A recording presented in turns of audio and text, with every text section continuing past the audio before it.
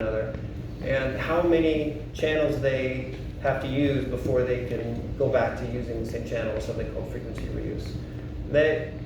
Worldwide, what they published was generally enterprises use a frequency reuse of around 8.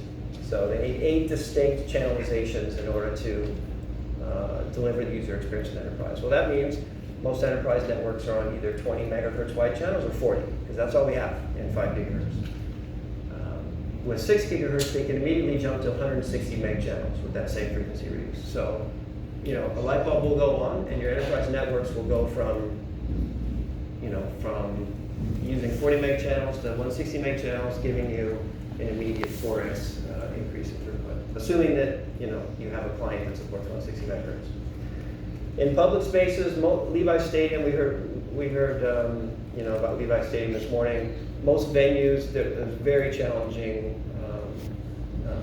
planning for venues like Levi Stadium or big public spaces. At those sports arenas, they're mostly designed for around 500 kilobits per second per user. That's like a bogey, which is hard to get to, by the way. So again, with more channels, that immediately jumps to 2 meg. And that will be a big perceived field difference that consumers get when they're on those channels. So that's the good news.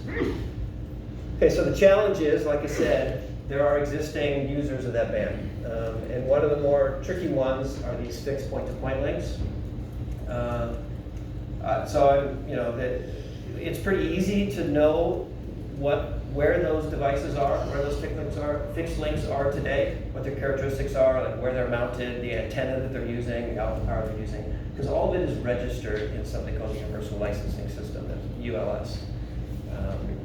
So we have looked at that database, and we can plot where all the fixed links are, and we have run many studies as an industry to see whether we could coexist and protect these fixed links and still deploy potentially billions of Wi-Fi devices. And the answer is yes, we think we can coexist with them. We can protect their links essentially through one of 2 ways, either being indoors and low power, because the amount of signal loss that happens when you try to get out through the walls of this building cuts down the power so much that we won't be interfering with these links. Or if you're outdoors or if you're high power, then to actually use this database that already has all this information about what these links are in order to not use channels that they're using in their geographic location. So this is a plot of San Jose. It's near our office, and drawn today the existing links that shoot across Silicon Valley. And the first time I saw this chart, I was like, oh man, they're using a lot of the spectrum, we're in trouble. But think about being in a very unlucky spot in Silicon Valley. Like, pick a spot here where you're very unlucky. I know that the old Apple campus, for example, has 2 links that shoot right over the top of it. So you would think that they're highly unlucky. Well, both of those links are 30 megahertz wide. So out of 1.2 gigahertz, 1,200 megahertz of spectrum, there happen to be 2 links that are each 30 meg wide that are using that frequency spectrum at that location. So once you think of this in 2 dimensions, think of this in space, and then think of this in frequency, you'll come to the conclusion that actually that 1.2 gigahertz of spectrum is not very much utilized.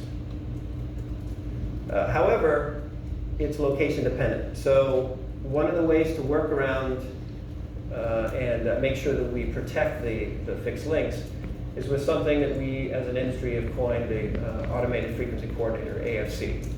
So AFC essentially is a cloud-based service, or it's information that's been downloaded by firmware into your access point that allows you to take your location and look up which channels are allowed in your location.